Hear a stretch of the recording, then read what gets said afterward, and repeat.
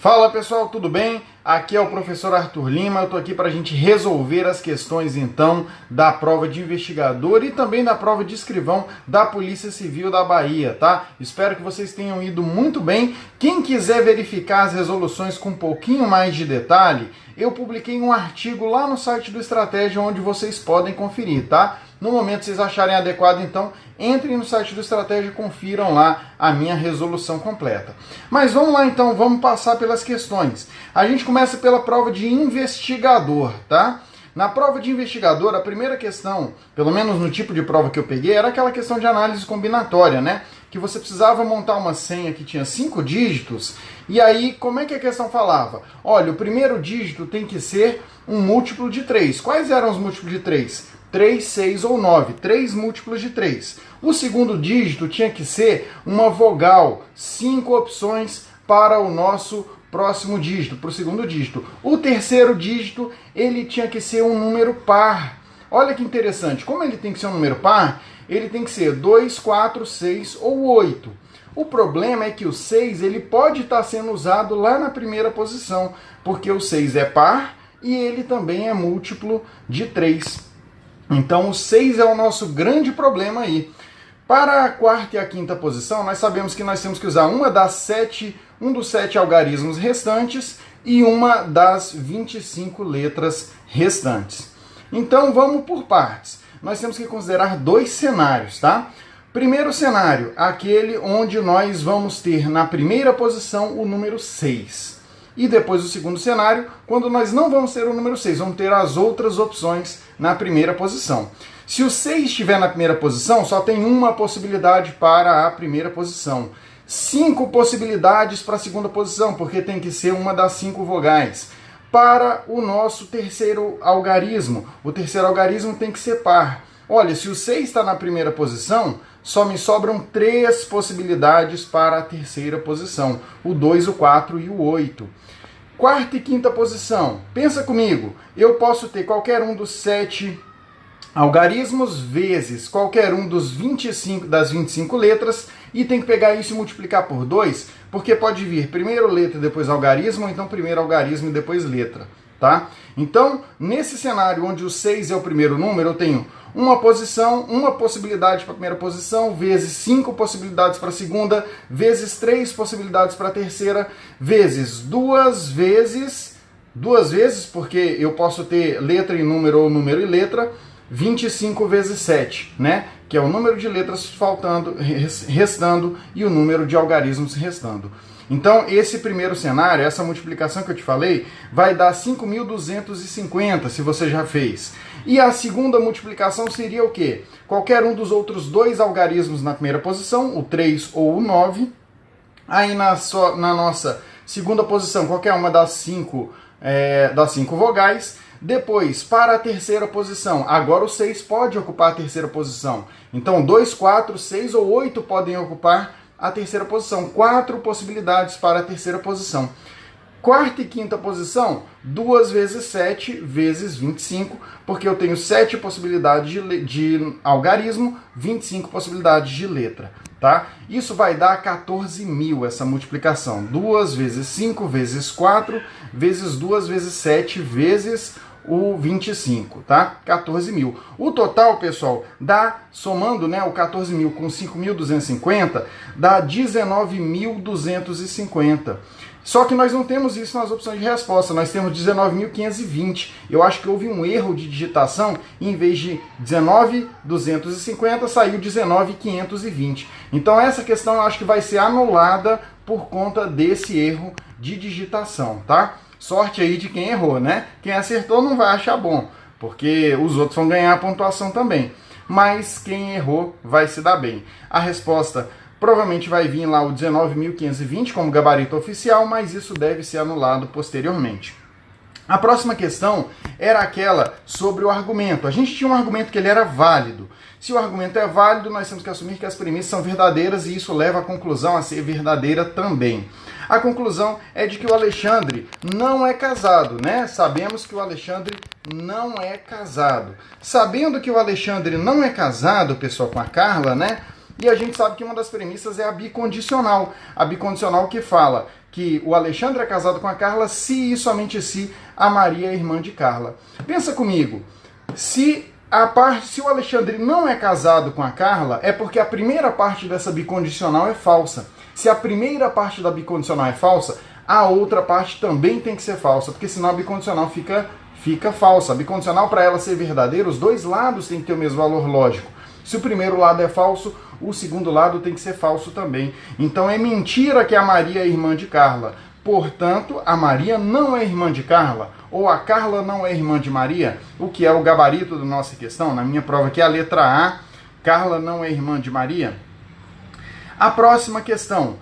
Tinha a frase, todo homem é bípede e mamífero. Como é que a gente nega isso? Alguém me falou que todo homem é bípede e também é mamífero. Todo homem tem essas duas características. Eu vou desmentir dizendo que algum homem não tem exatamente essas duas características. Ou seja, algum homem não é bípede ou então não é mamífero. Eu preciso necessariamente falar que algum homem não é bípede e mamífero? Não preciso, tá? Basta eu mostrar... Porque se eu achar um homem que não é bípede, mas é mamífero, eu já desmenti a frase. Então, o gabarito era, existe homem que não é bípede ou não é mamífero, tá? Esse era o gabarito. E aí a gente fecha a prova de escrivão. De investigador. Passando aqui pela de escrivão, a gente tinha aquele um exercício, né? Aquele exercício que tinha as proposições, que é um exercício bem comum na banca, um tipo de exercício muito comum na banca VUNESP, né? Nós tínhamos ali 3 proposições, 2 verdadeiras e uma falsa. Eu começo a análise pela falsa, porque a falsa é uma disjunção, é um ou. E para ele ser falso, as duas informações têm que ser falsas. Tem que ser falsas. Tem que ser mentira que a Camila não é culpada, portanto a Camila é culpada sim. E tem que ser mentira que a Bárbara é inocente, portanto a Bárbara é culpada. Já sei de cara que a Camila é culpada e que a Bárbara também é culpada. Com isso eu posso voltar na frase 2, né? E a frase 2 é uma condicional. Se Orlando é culpado, Bárbara é inocente. Olha, se eu sei que é mentira que a Bárbara é inocente, também tem que ser mentira a primeira parte, de que o Orlando é culpado. Então, na verdade, o Orlando não é culpado. Na primeira frase, eu sei que Camila é culpada, é verdade. Olha, eu sei que a segunda parte da condicional é verdadeira. Se a segunda parte da condicional é verdadeira, a condicional inteira já é verdadeira, independentemente do que acontece com o Marcos. Pessoal, eu não posso concluir nada sobre o Marcos. Pode ser verdade ou mentira, a frase já está atendida. Então eu consigo concluir a respeito do Orlando. Eu sei que o Orlando não é culpado. Agora, sobre o Marcos, eu não sei nada. Posso marcar como gabarito a letra B de bola na minha prova, né? Orlando não é culpado. Temos aquela questão dos conjuntos. Naquela questão dos conjuntos, pessoal, né? Pessoal que lê o livro A, o livro B e o livro C, você pode desenhar os 3 conjuntos intercalados, conjunto de quem lê o livro A, de quem lê o livro B e de quem lê o livro C.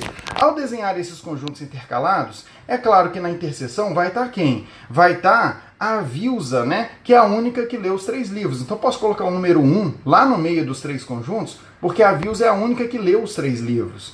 Eu posso colocar o número 1 naquela região que é só do conjunto A e do conjunto B, e que não faz parte do C, porque o Paulo a Paula, né, só leu os livros A e B, não leu o livro C. Posso colocar outro número 1 naquela interseção entre A e C, porque o Sérgio leu A e leu C, mas não leu o livro B. E eu posso ainda colocar o número 2 na interseção entre B e C, porque a questão mostra que 2 pessoas, o Antônio e o Roberto, leram os livros B e C e não leram o livro A. Então já coloquei alguns números aí no meu conjunto. Agora eu vou usar as outras informações que foram dadas, né? Eu sei, por exemplo, que 12 pessoas leram o livro A. Peraí, eu já coloquei quantas pessoas no conjunto A? Já coloquei uma pessoa que leu o livro A e leu o livro B, coloquei uma pessoa que leu os 3 livros e coloquei uma pessoa que leu o livro A e o livro C. Já coloquei 3. Se são 12 pessoas, falta colocar 9. Essas 9 pessoas leram somente o livro A. Eu vou usar essa mesma lógica para o conjunto B. No conjunto B eu já coloquei 4 pessoas. Para chegar em 10, falta 6. Então eu tenho 6 pessoas que só leram o livro B. No conjunto C, eu já coloquei 4 pessoas e o total é 8. Então falta colocar 4 pessoas que leram somente o livro C. Ao preencher todas essas regiões do conjunto, a gente soma tudo, dá 24. Então eu tenho 24 pessoas ao todo distribuídas aí. Esse era o gabarito, no meu caso aqui era a letra E.